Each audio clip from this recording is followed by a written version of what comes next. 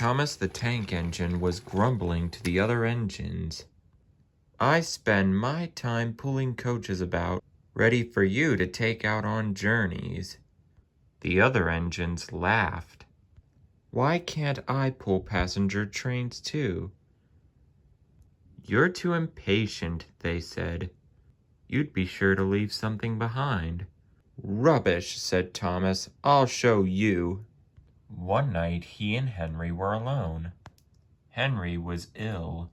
The men worked hard, but he didn't get better. He felt just as bad next morning.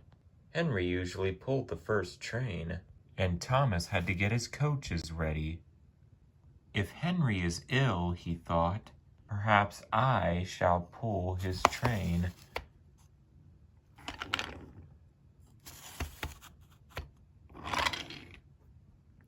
Thomas ran to find the coaches. Come along," he fussed. There's plenty of time, they grumbled. Thomas took them to the platform and wanted to run around in front at once. But his driver wouldn't let him. "Don't be impatient, Thomas." Thomas waited and waited. The people got in. The conductor and station master walked up and down. The porter banged the doors. And still Henry didn't come. Thomas got more and more excited. Sir Topham Hatt came to see what was the matter, and the conductor and station master told him about Henry. "Find another engine," he ordered. "There's only Thomas," they said. "You'll have to do it then, Thomas. Be quick now."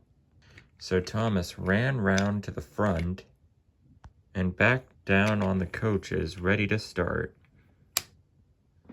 "Let's not be impatient," said his driver. "We'll wait till everything is ready." But Thomas was too excited to listen. What happened then, no one knows. Perhaps they forgot to couple Thomas to the train. Perhaps the driver pulled the lever by mistake. Anyhow, Thomas started without his coaches. As he passed the first signal tower, men waved and shouted, but he didn't stop. "They're waving because I'm such a splendid engine," he thought importantly. "Henry says it's hard to pull trains, but I think it's easy." "Hurry, hurry, hurry," he puffed, pretending to be like Gordon. "People have never seen me pulling a train before. It's nice of them to wave."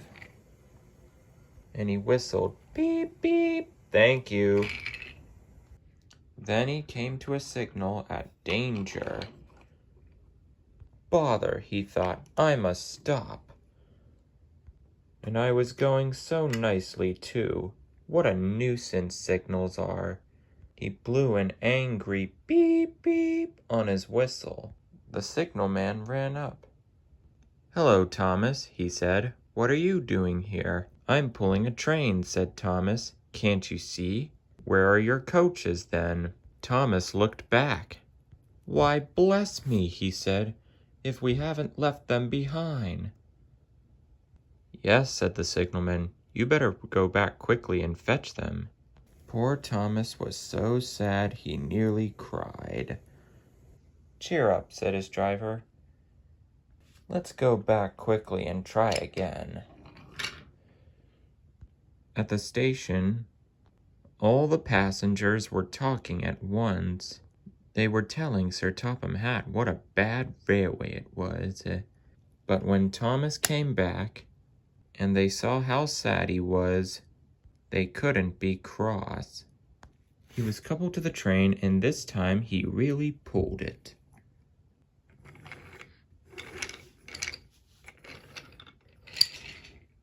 Afterwards, the other engines laughed at Thomas and said, "Look, there's Thomas who wanted to pull a train but forgot about the coaches." But Thomas had already learned not to make the same mistake again.